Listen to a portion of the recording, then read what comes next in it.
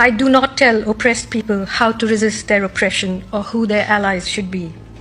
The point is to educate ourselves about the history and the circumstances under which they came to exist. The root of all the violence, including the violence of October 7th, is Israel's occupation of Palestinian land and its subjugation of the Palestinian people. History did not begin on October 7th, 2023. I ask you, which of us sitting in this hall would willingly submit to the indignity that Palestinians in Gaza and the West Bank have been subjected to for decades? What peaceful means have the Palestinian people not tried? What compromise have they not accepted, other than the one that requires them to crawl on their knees and eat dirt? Israel is not fighting a war of self-defense. It is fighting a war of aggression, a war to occupy more territory, to strengthen its apartheid apparatus and tighten its control on Palestinian people and the region. Since October 7th, 2023, apart from the tens of thousands of people it has killed, Israel has displaced the majority of Gaza's population many times over. It has bombed hospitals, it has deliberately targeted and killed doctors, aid workers, and journalists. A whole population is being starved. Their history is sought to be erased. All this is supported both morally and materially by the wealthiest, most powerful governments in the world and their media. There is no daylight between these countries and Israel. In the last year alone, the US has spent $17.9 billion in military aid to Israel. So let us once and for all dispense with the lie about the US being a mediator, a restraining influence, a party to the genocide cannot be a mediator.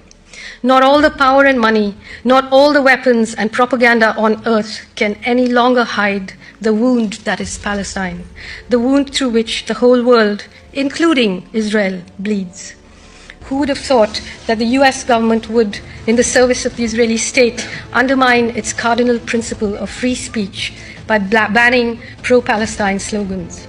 The so-called moral architecture of Western democracies, with a few honorable exceptions, has become a grim laughingstock in the rest of the world.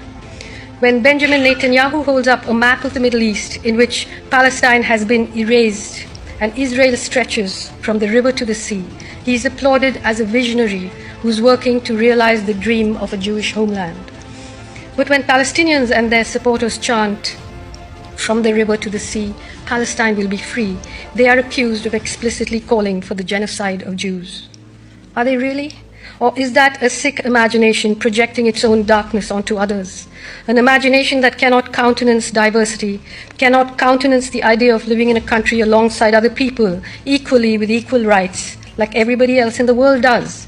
An imagination that cannot afford to acknowledge that Palestinians want to be free, like South Africa is, like India is, like all countries that have thrown off the yoke of colonialism are, countries that are diverse, deeply, maybe even fatally flawed, but free. When South Africans were chanting their popular rallying cry, "Amandla, power to the people," were they calling for the genocide of white people? They were not. They were calling for the dismantling of the apartheid state, just as Palestinians are. The war that has begun now will be terrible, but it will eventually dismantle Israeli apartheid. The whole world will be far safer for everyone, including for Jewish people, and far more just. It will be like pulling an arrow from our wounded heart. If the US government withdrew its support of Israel, the war could stop today. Hostilities could end right this minute. Israeli hostages could be freed. Palestinian prisoners could be freed. How sad that most people would consider that a naive and laughable proposition. As the horror we are witnessing in Gaza and now Lebanon quickly escalates into a regional war, its real heroes remain outside the frame. But they fight on because they know that one day, from the river to the sea, Palestine will be free. It will. Keep your eye on your calendar, not on your clock, because that's how the people, not the generals, but the people fighting for their liberation measure time.